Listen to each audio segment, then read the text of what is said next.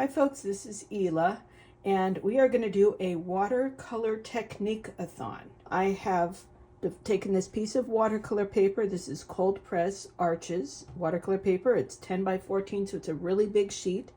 And I have divided it into 1, 2, 3 rows vertically, and 1, 2, 3, 4, 5 rows horizontally. So I have 15 little rectangles here, and I've numbered all of them, and I've divided them up with masking tape because we don't want the paint to bleed into each other. We want to have control over each one of these little boxes. So the first few of these are going to be wet into wet technique. I have my paint right here. This was dried paint, right? And I put water in here to activate the paint. I can paint with it. It has lots of color. You can see it on my brush. And I want this to be kind of a medium strength. And if I'm a little nervous about what strength it is, I can test it on a little tester sheet. Here's my tester sheet.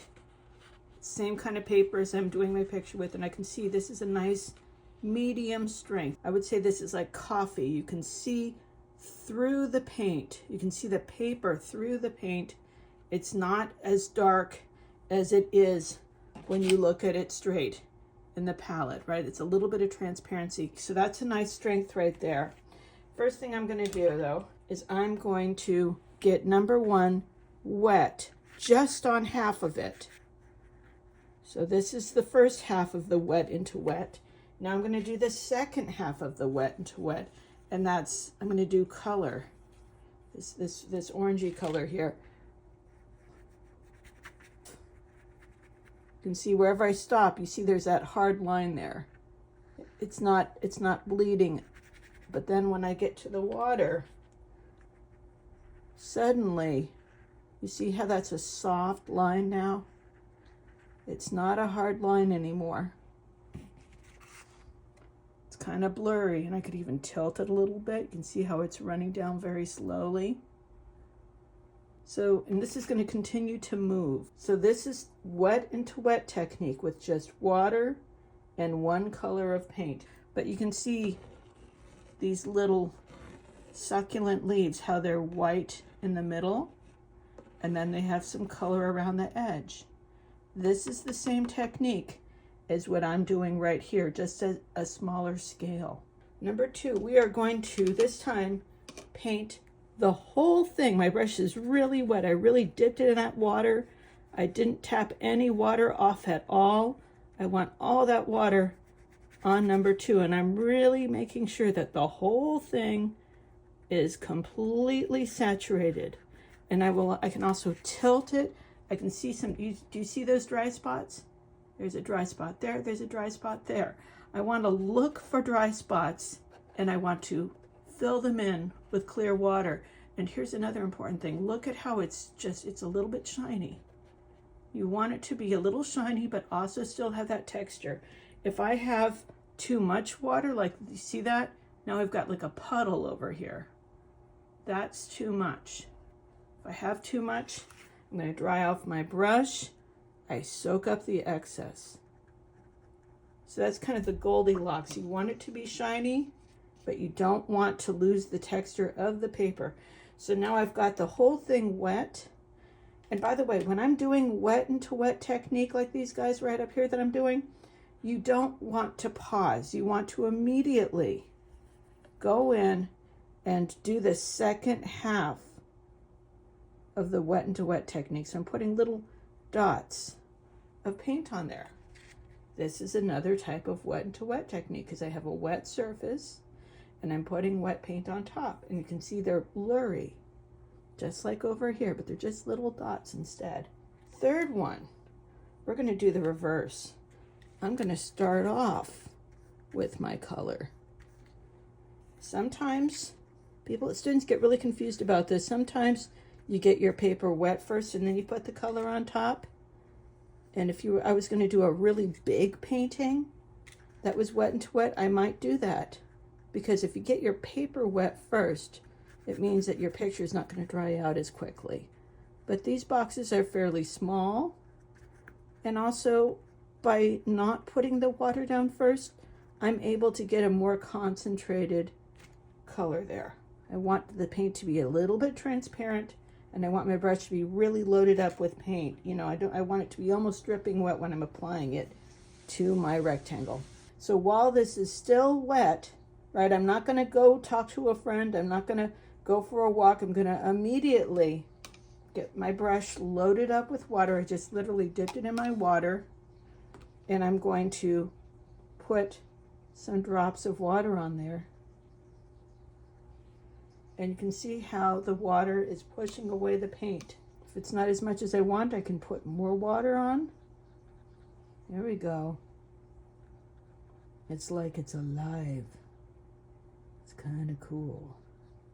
Can't get it to lighten up the way you want to, then you can get your brush wet again. So I have water on my brush now. It's not dry anymore.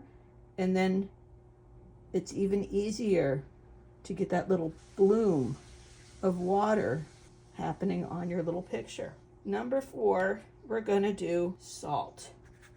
So I'm going to do the same thing as in number 3. I'm going to get the whole thing covered up with this medium strength paint.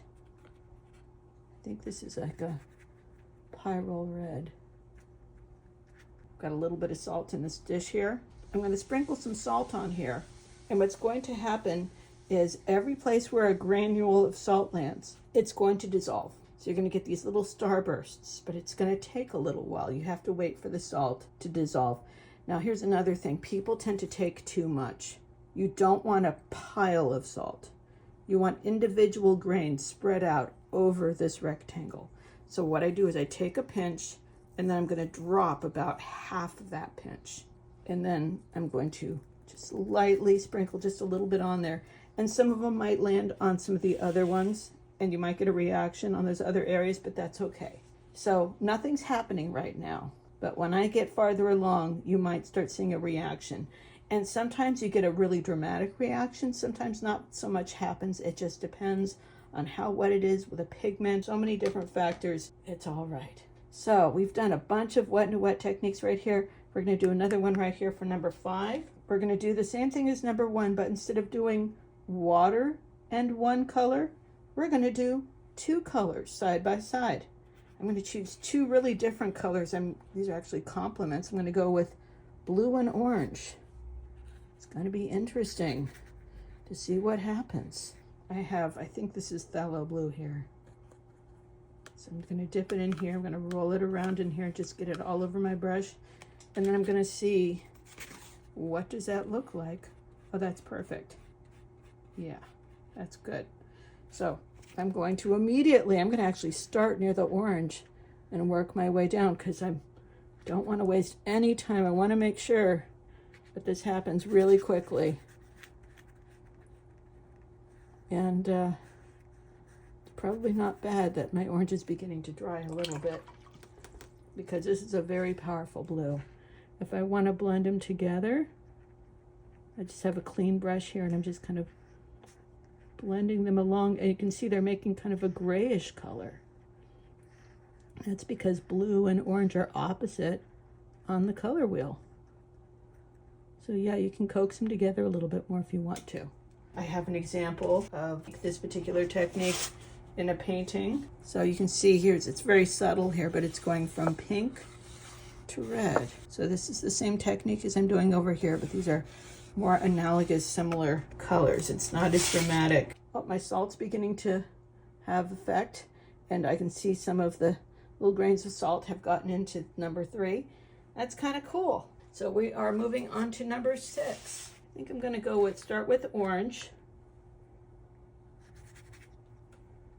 I can see I have a little bit of blue on my orange. It's not as bright as before because I didn't rinse my brush out thoroughly. And that shade of blue is very strong, and it likes to get everywhere. But we will still have an effective result. All right. That is completely orange. There we are. Okay. Here it is. I'm going to move on to the blue, wiping off my brush, dipping it into my blue, and I'm just going to do the same thing as I did with number 2, but I'm doing 2 colors instead of clear water and one color. So you can see how cool that looks. Very dramatic, especially with blue and orange. This is a candle. You can do this technique with a crayon. This is a paraffin candle. You can do this with beeswax. And I'm gonna rub on it and it's gonna work like a resist. So if I really push hard, I'm gonna get a strong line. If I'm softer and like laying it flat, you see how my candle is flat, like that, then it's just gonna pick up the peaks, the little tall parts of that paper, since this paper has a lot of texture.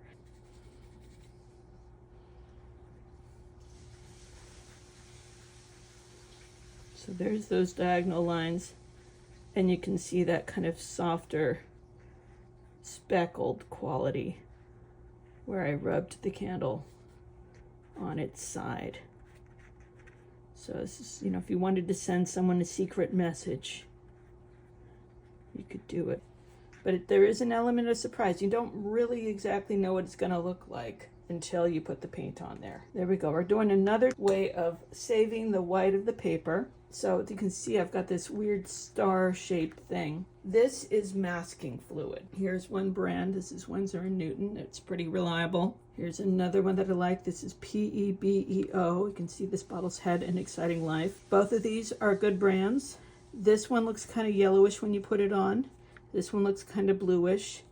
I used this for this one right here. My favorite way to apply masking fluid is with a toothpick. I have tried fine line masking fluid pens and they work for a little while and then they begin to clog.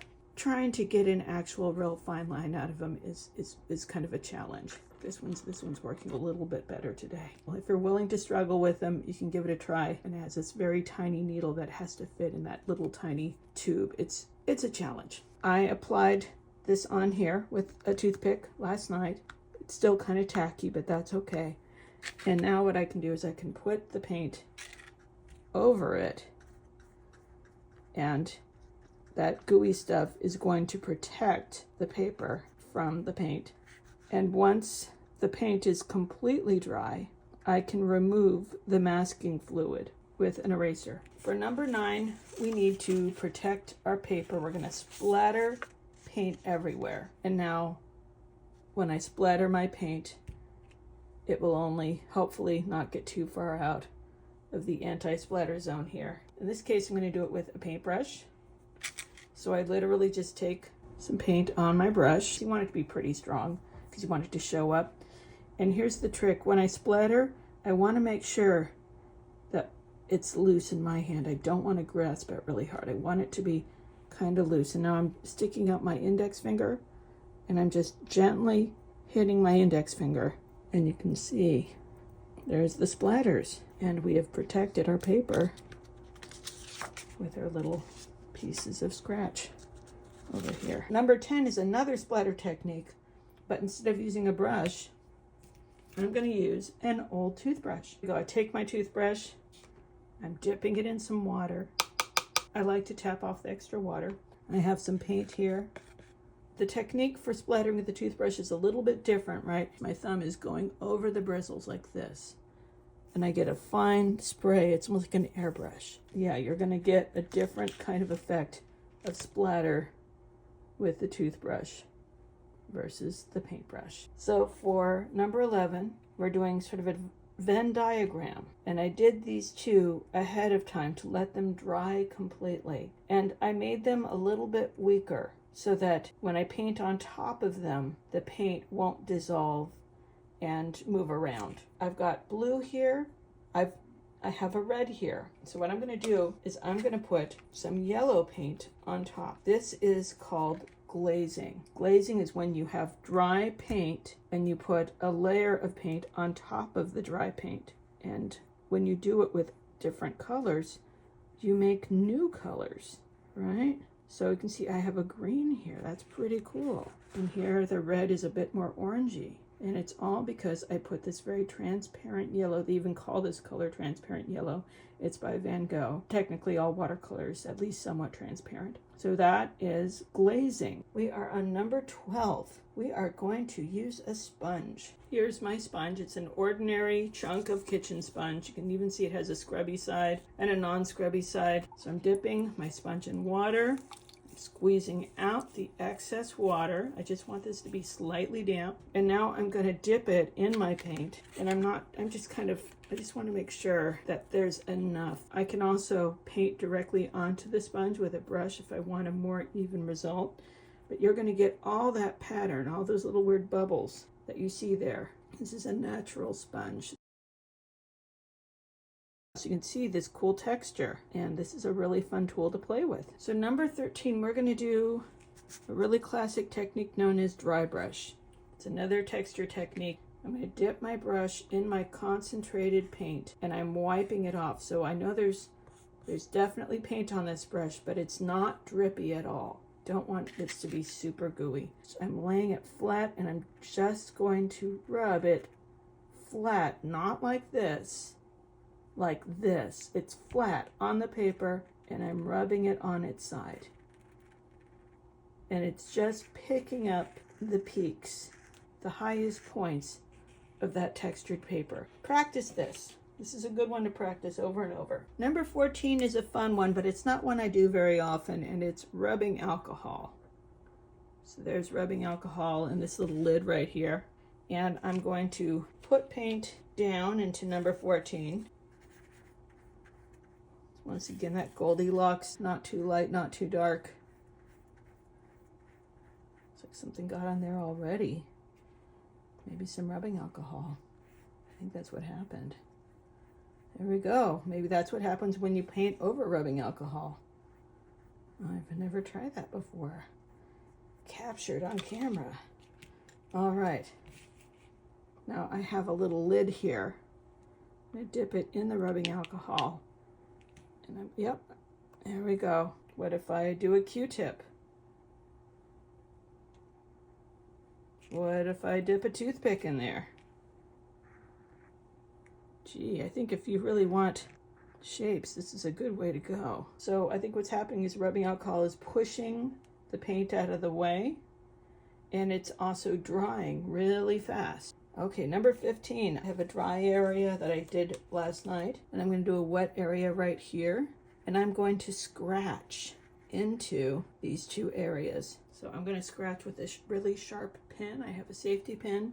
You could do this with a sewing needle or a sewing pin or whatever you have, but if I scratch on the dry, I can get kind of a light line. So there's what happens when you do it on dry. If I do it on wet, the line becomes darker instead of lighter. It's actually easier to get a line with. Now you think I'm done. Nope, one more. This is the one that everyone gets really excited when they see. I have what's called a magic eraser. It's a sponge. Mr. Clean makes it. I've also seen generic ones available. And what it does is it removes dirt. But if I rub it, you can remove paint. If you don't like something, you can erase it. Right, this is pretty dry now. If I want to make a hard line, I can lay this down and I can erase. You can see it protects that area. 16, count them, 16 different techniques. And now I'm finally going to remove the masking fluid and the masking tape. So yeah, you could also just use tape, cut little triangles or shapes or anything you want that you want to keep white. And here's the masking fluid. This is totally dry now. I have a little bitty eraser tool here. You can use a regular eraser like I'm doing. You can also pull it off with your fingers, but you can see how that masking fluid is coming right off. It's a lot of fun. Now I have this whole interesting shape that I've saved there. I hope this is a lot of fun. I hope you try these out, both in this sort of format, and also find excuses to work them into your paintings. Okay, have fun.